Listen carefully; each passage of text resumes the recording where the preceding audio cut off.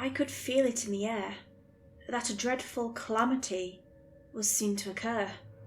Some unseen hand guided me outside into the streets, confusing me, yet leading me, with a purpose. I remember somehow getting into a cab, telling the driver to get me somewhere, then blacking out, and after that, I was in the midst of an abandoned road, with the ruins of apartments and stores around me. I came into sanity then, and I saw an old fallen sign in the middle of the road.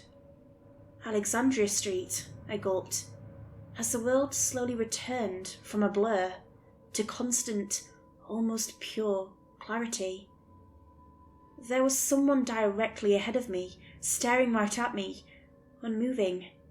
No, not a person, a statue of an angel, with something in its hands. A dead body, draped across two held-out hands. The body of Quint Mognis. But this wasn't how I'd seen it in the vision. No, something was wrong here. In the vision, Quint was on the rocky floor, dead. Their neck snapped. I got closer, and as I did, I felt myself tense. I was hearing something odd. The strange drip-drop of water. Except it made an awful screeching noise, as if it were a million snakes. Or, dare I say, worms. Screaming. That's when I finally saw it.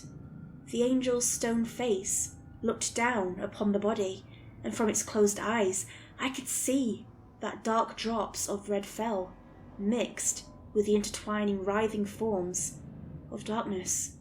I jumped when the eyes of my dead friend Quint Mognis shot open. It was emitting a soft purple glow, still more alien than events happening within the old, abandoned street. A hand shot out, gripping me tight. "Kaya," Quint groaned weakly, their voice choking. "Run!" And suddenly I saw the stone angel cry more tears of black, now its eyes open and mouth in an eerily familiar smile. My vision began to blur as I watched more of the black, squirming worms weep from the angel, emptying into Quint's body, their forms squirming as the worms seeped into their skin. I turned and ran, but I was met face to face with the angel, hands now reaching out for me. I looked back, seeing Quint standing up. They seemed fine, aside from the fact that black drops of goo were dripping from them. "Quint!" I shouted. Then I felt cold hands wrap around my throat. The thing possessing Quint lifted me up into the air and then threw me across the street, and I crashed into an abandoned store filled with standard kitchen goods. As I lifted myself up, I took the generous pleasure of shoplifting a knife. I walked back onto the path. "Who are you?" I growled. "Why are you doing this?" "We are the Forsaken," Quint spoke, their voice now thick with melodic speech. "We cannot allow the Seven to realize their destiny." "The Seven? Amadeus told me I am one of them," I combated. "Why do you have to kill Mognis? Go for me!" "You misunderstand," Quint spoke, their mouth out of sync with the words. "Quint is one of the Seven." "I see." The next I knew, Quint was in front of me, and then I was kneed in the chest, knocking away my breath. I responded soon after with a well-thought-out punch, yet that barely seemed to affect Quint. Quint threw a punch, which I dodged. I tried to cut him with the knife, but they seemed to blink away, disappearing in seconds, then appearing behind me, kicking me down. I backed away, scared. Suddenly, before I could process the scene, I felt two stone-cold hands wrap around my wrists. Behind me was the angel. I felt cool drops of black ink drip onto my head, then the moist feeling of something forming and wriggling in my hair. Quint moved closer, now right in front of me. "We cannot allow the Ancient Ones to be reawakened," Quint explained, just before sticking a hand into my chest. I yelped, preparing for the pain. Oddly, there was none. I looked down and saw a hand in my chest, beams of light around the edges. Quint was looking for something, and I felt it when they gripped their hands around what felt to be not my heart, a cube, which I could now feel. Seek the path, a strange old voice said inside my head. Accept your destiny. That's when the palm of my hand started to glow, the hand which held the knife, and that's when I acted. I decided it was now or never, and with my last bits of strength, I angled the knife up and slashed, somehow cutting the angel's stone arms, causing an earthly hand to fall to the ground. Quint looked confused at my sudden blessing, and I took the time to land in a punch, removing their hand from my chest, which glowed as it healed from whatever Quint was attempting to do. I freed my other hand, turned to the stone angel, whose face was angry, mouth agape, revealing rows of sharp canine teeth, and plunged the kitchen knife into it, somehow piercing the stone like flesh. As soon as I did so, I heard Quint scream, then fall to the ground in pain. The angel began to cry black tears, and then I saw that where the knife had embedded itself into, black worms were escaping. I felt a sense of power wash over me, and I pushed the blade in deeper. The light from my hand touched the black worms, and they seemed to screech out in agony as they turned a black, familiar flame. I turned around to see Quint screaming on the ground, a stab wound in their chest. Black worms were also crawling out, burrowing into the earth and vanishing. Behind me, black flames leapt all over the angel, reducing it to ash. A second later, Quint burned. And yet it was not Quint themselves that was burning, rather something within them taking their form. It was as if the black goo had knitted themselves into a person, and it became the skin of Quint. I watched as this person, made of black goo, ripped itself free of Quint's skin. It was like net, gaping holes in between that vibrated as black ripped through it. I stepped back as the thing escaped Quint, which now attempted to grab onto me with long, dripping hands. Quint gasped as the thing left them. They seemed fine though, and there was noticeably no stab wound in their chest. They looked at me, confused, and then fell to the ground, unconscious. The black, netted creature began to melt away, falling to the earth, returning to a pile of black ink. The black worms burrowed into the earth, but just before the last of them escaped, I scooped up a couple into a container that somehow made its way into my nearby bag. The worm squirmed inside the container, attempting to escape. Soon it stopped and reverted into a black, oily substance. I sighed. My mission complete. That's when I noticed Quint wasn't anywhere to be seen. One moment they were unconscious on the floor, and now they had simply vanished into thin air. And that's when I had the visions again. This time I saw the vision of a dead Quint Mognis, which had their neck snapped in an evil angle, but as soon as I saw it, it seemed to fade away. It seemed that future had been avoided.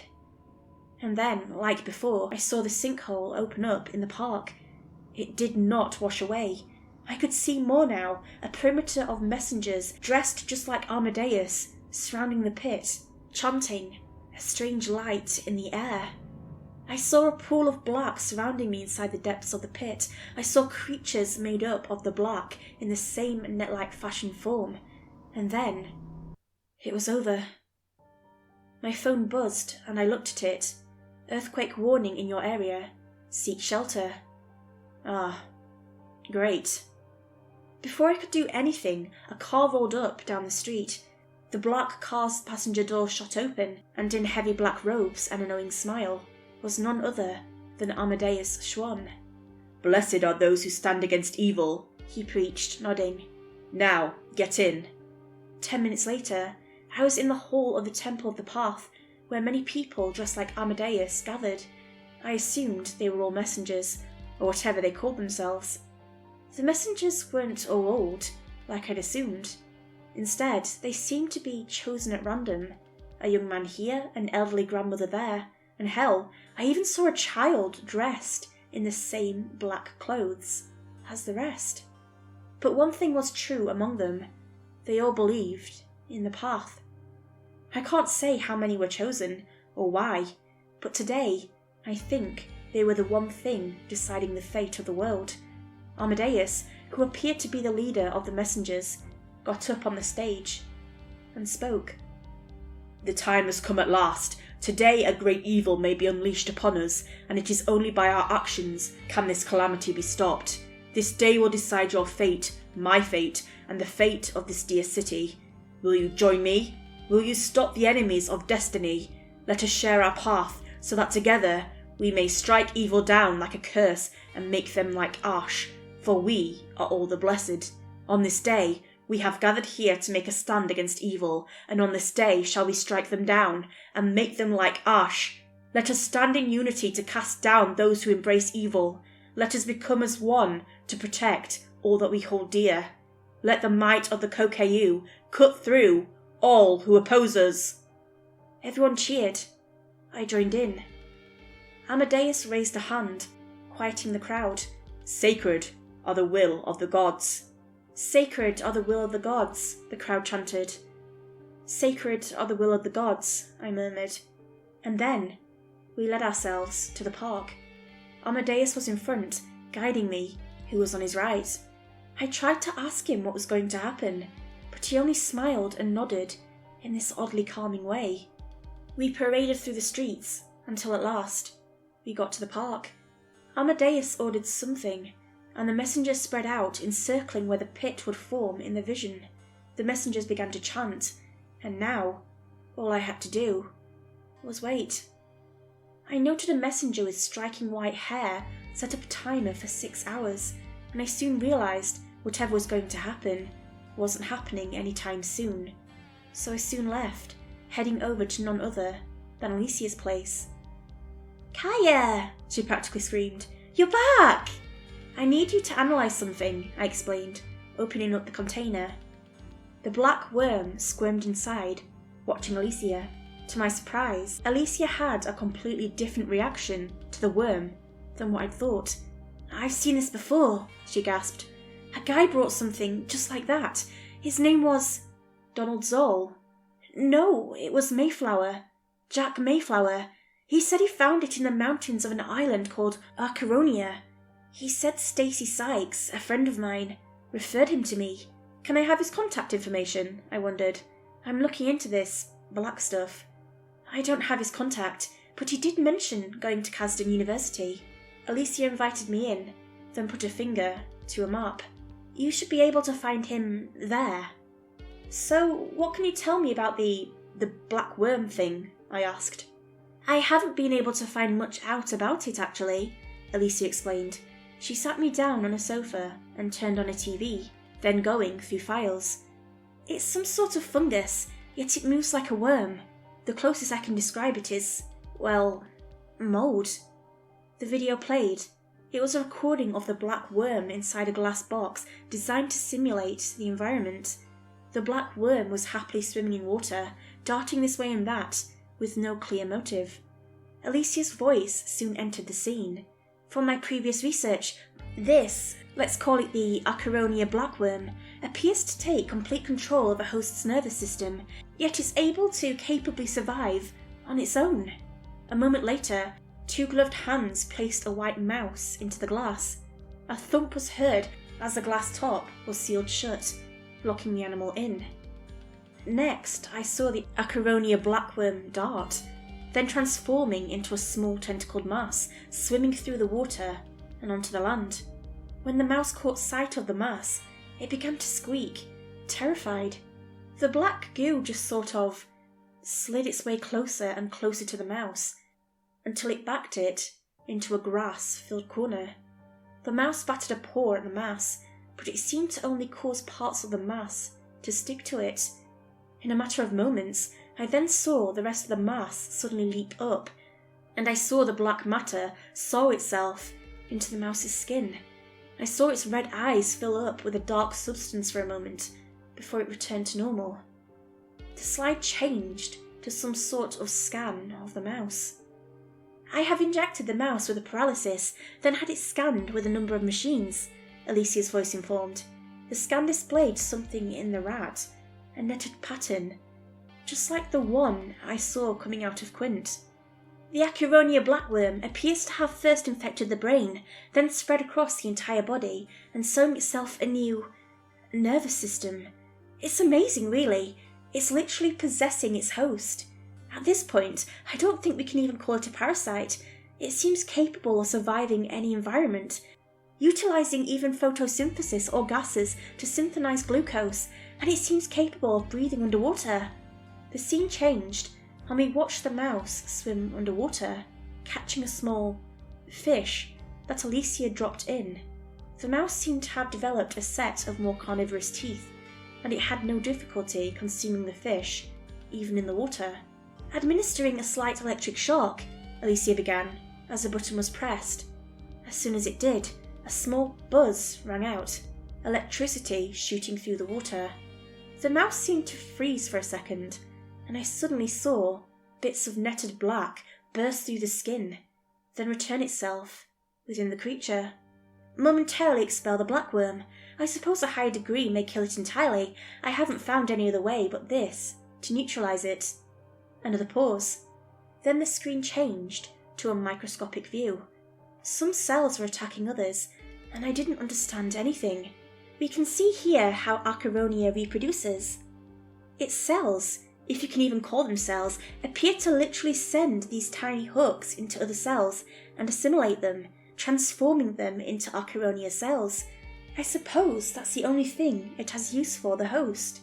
I haven't discovered any other way to cause the reproduction of the Acheronian Blackworm. End record." And that was it. The screen shifted to darkness. "Wow," I said. "Wowed." "Cool, right?" Alicia laughed. "I'm sending the video to the science folks at that institute, the page one or whatever." Before I could say anything, a slight rumble ripped through the earth. I checked my watch. The hours hadn't passed by, yet I could sense something great and dark was soon to happen. But now I had to prepare, and in the meantime explore this Acheronian Blackworm as much as possible. And to do that, I'd need the help of one Jack Mayflower.